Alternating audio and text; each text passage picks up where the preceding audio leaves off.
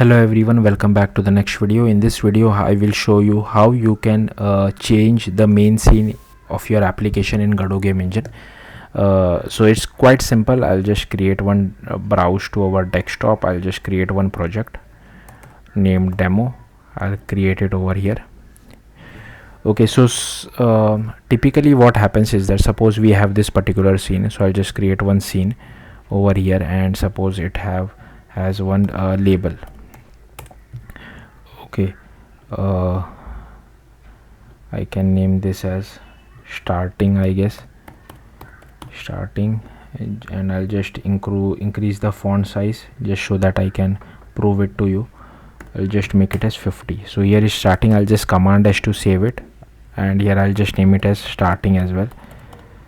Okay, copy this, save it, and I'll also name this as starting.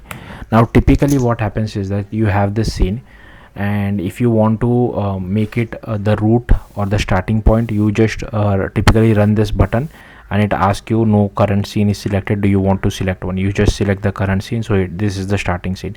Now what if I create one more scene, 2D scene, and here I'll just name it as main scene.